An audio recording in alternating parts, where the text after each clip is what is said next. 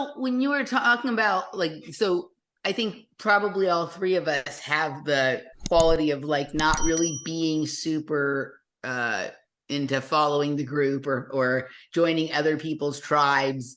Like, or if for some reason we do, like it's over real fast, right? If we get sort of kind of thing. And I think I figured, I know for my personality at this point, I think what the thing is that makes that never appealing and never work out for me. And mostly it's because like I don't like to do boring things, and at some point the group will insist that a boring thing must be done, so I'm done. It's either something boring or just something that I just don't want to do, right? And then I'm out and I'm done. It was the same thing with school and with jobs. I mean, I can't how many jobs I just like walked out of because like somebody just asked me to do something that I didn't want to do. When I say didn't want to do, it wasn't necessarily always like something I was morally against or something I thought was stupid. It was just like literally work that I didn't want to do, right?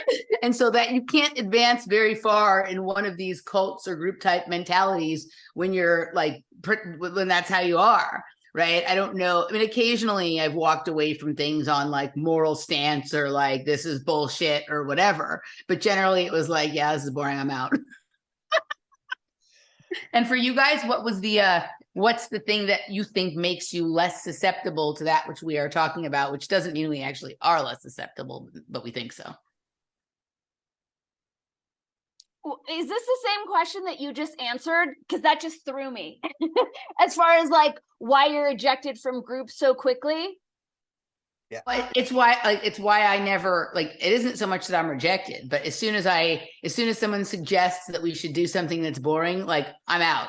So that really pretty quickly cuts off. I mean, the amount of boring things or things that are like with no entertainment or glory value to them that you're generally asked to do when you're like the low person on the totem pole in a group or a movement or a cult or whatever, right? Like as soon as that's asked of me, I'm like, bye. What's the thing, like what is the like where's the barrier for you with any of that stuff? Like what's the thing that always makes you not want to be part of that? I have no problem issuing the things that you're calling boring, which I'm translating to be like things where we go unconscious. Like I don't drink, I don't like going to movies. I generally, unless it's amazing, don't like to be entertained per se. I like to do things. So I'm thinking of some groups I'm in and I just don't do those things. So I'm always kind of like the occasional person. But I think in general, like at some point, like I say too much, I say the thing that you're not supposed to say out loud, like I don't censor myself very well. And I don't have the ability to like hide my emotions, to fake different emotions, to pretend to be interested in things, to pretend to agree with things. And it seems like that has historically made people uncomfortable around me. Yeah, I'm the same. It's just the boring thing usually comes before one of those things. And so I don't get to that part as often as you do. See, and I think that's also a part of our nature, is that everybody's like that. And I think that the problem is, and I think that why those fraternities, those cults are ordered that way, and you have to be able to do that in order to progress, means you have to be able to go against your nature, right? It's almost like that's kind of the test. But for those of us who won't, right, go against our nature, then I think that what we need is kind of like to start building structures. Like I guess what I'm trying to say is I think about this type of thing all the time, because I think that everyone learns kind of differently. And within a group dynamic, some people have strengths and some people have weaknesses, and some people have likes and some people have dislikes.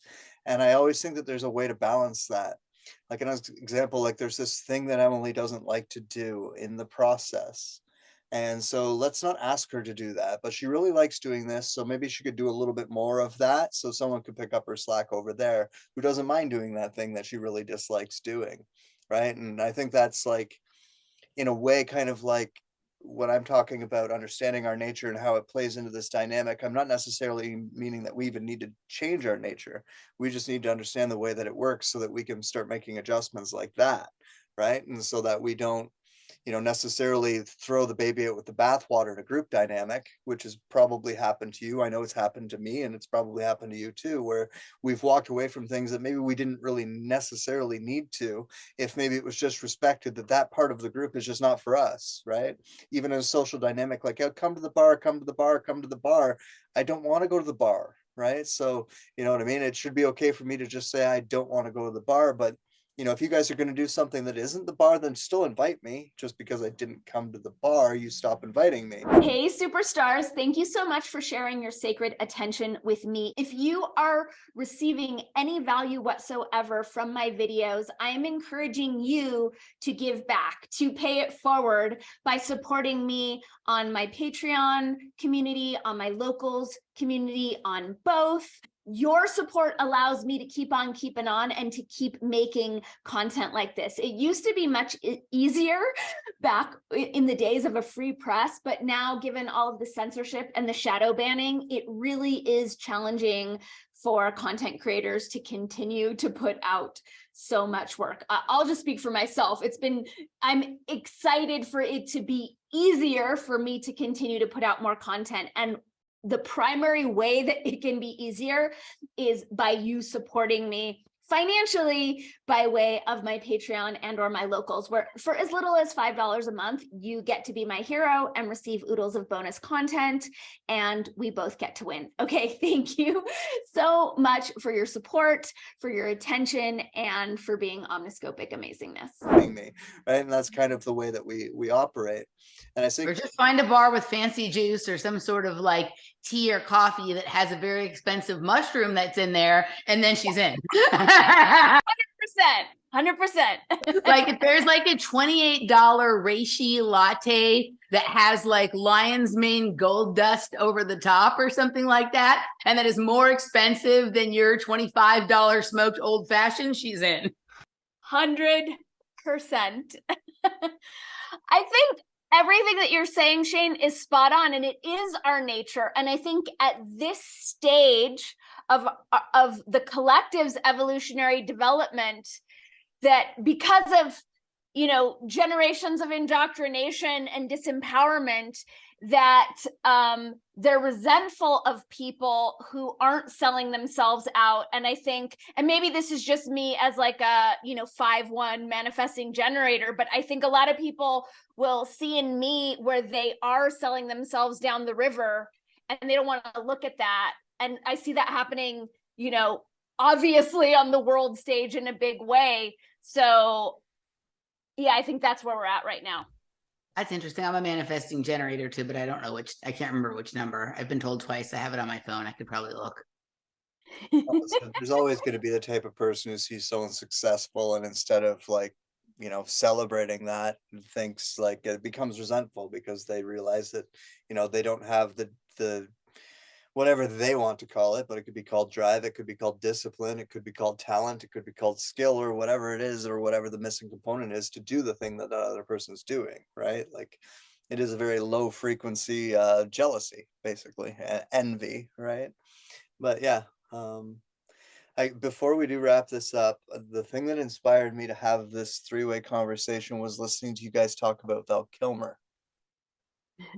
Because I fucking love Val. I love this. Okay. Because I fucking love Val Kilmer. And there was this thing that came up. I was thinking when I first heard you guys talking about it, the first thought that popped into my mind was one of the first times I ever heard Danny speak, I kept thinking of someone from a movie. And it wasn't until later that I figured out who it was I was thinking of. And it was Princess Sorcia from Willow. So the bad girl, who, as you may or may not know, was actually Val Kilmer's wife. Didn't know. You don't know that? So yeah, that's his wife in real life, or was his wife. It's the mother of his children. Oh, is Princess Sorcia from Willow. So I had just had that thought, and then your conversation continued, and you started talking about having met Val Kilmer, and him being like kind of taken by you. And I was like, well, that kind of makes sense because you remind me of his wife. And it's kind of it's not necessarily a looks thing. It was her character in that movie. Mhm. with the way that she would like kind of be like, she's it's not your personality, but it's the same like pushback. You know what I Mhm. mean? Like she would kind of like, very strong woman is basically what it was. Like she was just like, I'm not going to take your shit just because you see a petite woman in front of you, like kind of fuck you, that you've kind of got that vibe too. And that was where that had all come from. So it was just the synchronicity of me seeing you, kind of tuning into a clip of that talk, having that thought, and then hearing your story about him being interested in you, and then me going like a very dude kind of response within myself, being like, well, yeah, you reminded him of his wife. But it kind of makes sense. Totally. So that's like when I had the very strange interaction with Bruce Willis, it was a similar thing. He told me that I can't remember, I think it was that my voice reminded him of his wife or his You ex-wife. have a whole Demi Moore. I hadn't thought about that until this second, but it's like all over you. Yeah. Your looks, your Yeah. voice. Yeah, I had that really interesting moment with him. It's come up over and over again in, Michael and I's thread and narrative synchronistically. We were literally, I don't know how, it's like the reverse of catty corner, right? So instead of like being across diagonally the intersection, it's like on the same block, but the other diagonal from the block of the Dakota, right? Where the guy shot John Lennon and whatever. Like we were like exactly like diagonally across the corner from there. And I went out to him and, I was waiting on him, and he told me that today was I'm pretty sure what he said was lunar equinox, but apparently there's nothing called the lunar equinox, but there's something called a vernal equinox that in the weirdest way ever ties us right back to Bruce Willis and 12 Monkeys. But whatever it is. So he asked me if I knew that today was the lunar equinox, and then he proceeded to tell me what it was. And then every time I came back to the table, he would tell me another weird thing and capped it all off with, you remind me, your voice, you remind me of my ex-wife, right? Or whatever. And it was, but every time I went to the table, he just said another weird thing. There was no, hi, how are you? I'll have the tuna melt or whatever. It was just a weird thing after a weird thing. But so it's interesting when you have that with one of these characters, right? Yeah, it's a type thing, right? Like guys, very much, a lot of them, not all of us, but most men kind of have a type. And yeah, as soon as you went into that, I was like, yeah, here's type. That makes sense. But yeah, I fucking love Val Kilmer. That documentary is so much fun to watch, but makes me so sad all at the same time.